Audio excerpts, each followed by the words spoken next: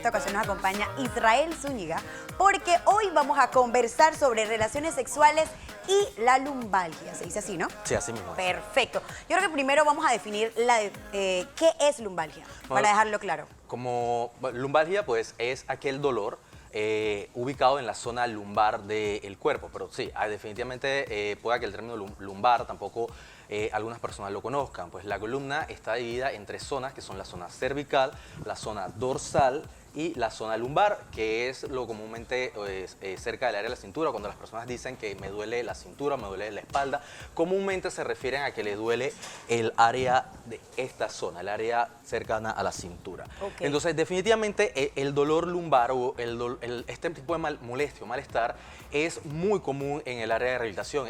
Es uno de los trastornos musculares o musculoesqueléticos de mayor consulta para todo el personal de rehabilitación.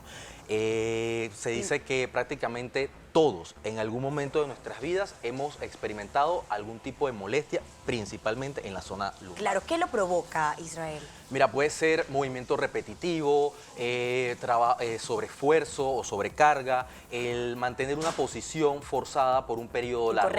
Incorrecta. Principalmente son esas las tres causas: movimiento repetitivo, manejo de carga inapropiado y posturas prolongadas o por un tiempo prolongado, sin hacer cambios posturales. Entonces, esas tres cosas pueden afectar la zona lumbar. ¿Y esto tiene cura? O sea, ¿hay forma de mejorarlo de repente de alguna manera en específico? La lumbalgia, como muchos de los trastornos osteomusculares, sí tienen mejoría. Hay que también ver el tipo de padecimiento, si es agudo o si ya se vuelve crónico. Okay. O sea, cuando ya el padecimiento se vuelve crónico, entonces vamos a tener aquella persona que los episodios de malestar o molestia pueden desaparecer, pero incluso con actividades tan sencillas como estornudar, levantarse de la taza del inodoro, y te refiero a las experiencias de mis pacientes, o sea, levantándose de la taza del inodoro, desatan otro nuevo episodio de dolor.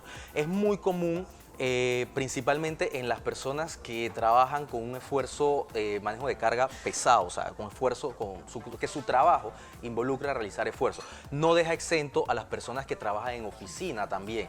Todos pueden sufrir o tener algún tipo de experiencia con este tipo de molestias. ¿O un mal movimiento en el gimnasio puede ser también causal de ello? Definitivamente un mal movimiento. Por eso digo, un movimiento repetitivo, un manejo de carga inapropiado, claro. Cualquiera de esos pueden desatar un episodio. Mira, entonces, en el día de hoy quiero llegar a nuestros televidentes, porque es una de las cosas que menos se habla en la consulta, pero es de lo que realmente viven los pacientes. Los pacientes, cuando llegan a la consulta, les da muchas veces pena comentar que el tener un dolor en la zona lumbar les limita en sus relaciones sexuales, les limita en su actividad, en su intimidad.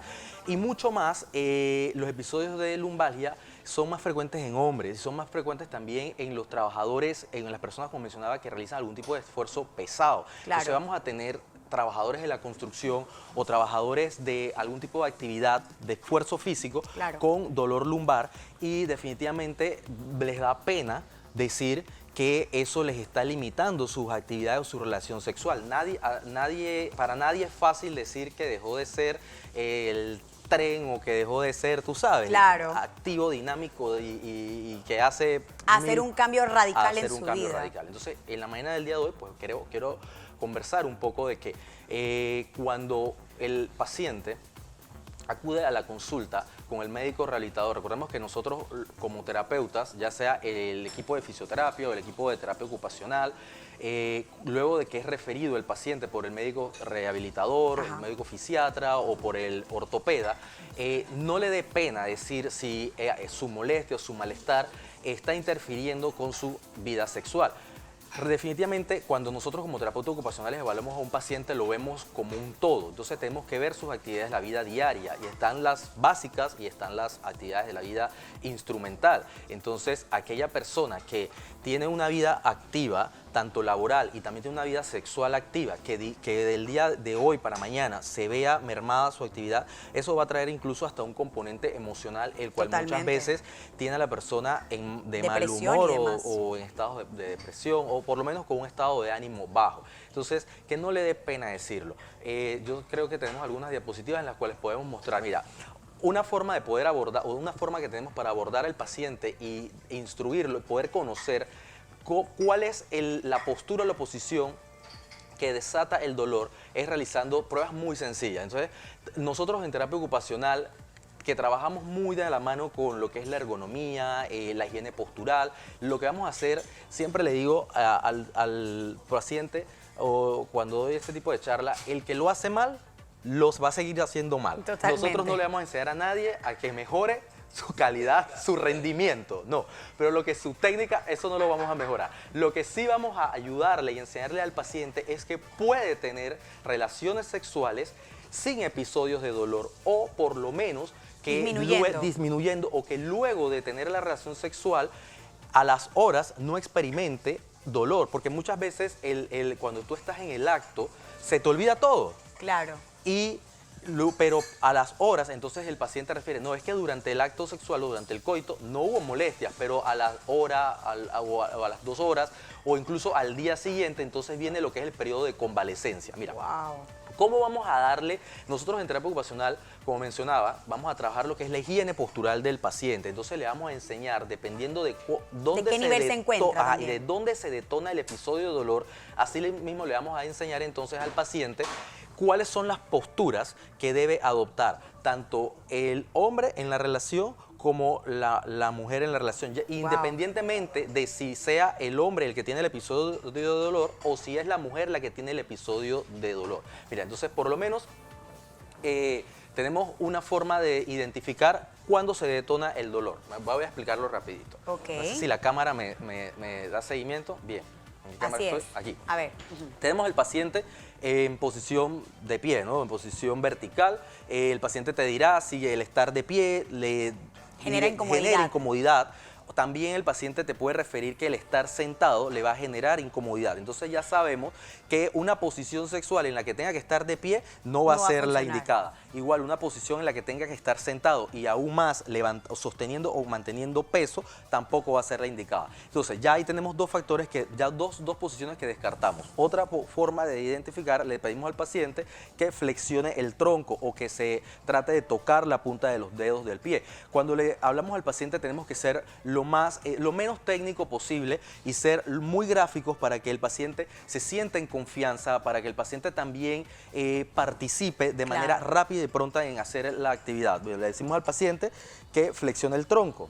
Okay. Que el paciente flexiona el tronco. Si el paciente al flexionar el tronco manifiesta que le duele, entonces vamos a tener una molestia de tipo discal. Eso quiere decir que el paciente debe evitar cualquier posición sexual en la que tenga que adoptar esta postura. Claro. Si le pedimos al paciente que realice una extensión de tronco o que lleve el cuerpo hacia atrás y el paciente refiere al hacer esta posición molestia o malestar, entonces vamos a tener una molestia de tipo facetaria. Al paciente le vamos a tratar de suprimir todas aquellas posturas en las que el paciente tenga que hacer un arco de la columna vertebral, porque el arco aumentaría lo que serían las molestias. Tal vez en el momento del coito no experimente dolor, pero posterior al momento del coito puede entonces cursar con un episodio de dolor.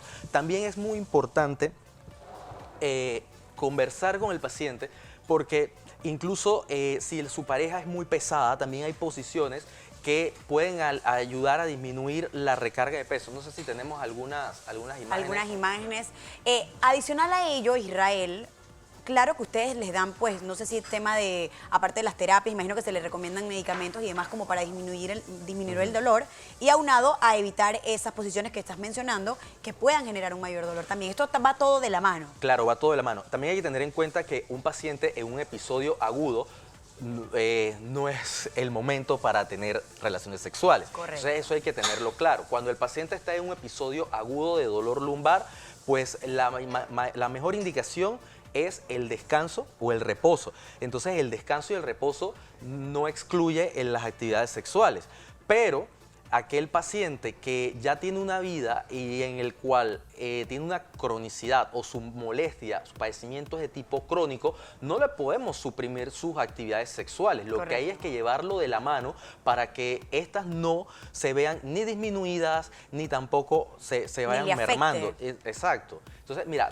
en la consulta, cuando tú conversas y ahondas más en la situación del paciente, en muchas ocasiones para las damas es muy frustrante no poder cumplir con su rol como mujer. Igual para el hombre, aunque lo manifiesta con menor dificultad, o sea, lo manifiesta menos y se cohíbe más para poder expresarlo, pero también expresa que esto, licenciado, es que me duele, o es que ya no rindo, o es que No, ya y se no puede puedo dar el hacer. hecho de que no sé ni siquiera cómo comunicarlo o cómo hablarlo Exacto. con mi pareja, que también es un tema Exacto, delicado. entonces también puede llevar, no quiero decir que lleve a temas de infidelidad, sino que también puede, en el caso de una de los dos cónyuges, al sentir que su respuesta o su interés por tener sexo o relaciones sexuales o hacer el amor, como lo quieran llamar, puede ocasionar ese sentimiento de que mi pareja me puede ser infiel porque yo no le estoy cumpliendo o no le estoy rindiendo. O también esa sensación de que no me entiende, no me comprende. Entonces,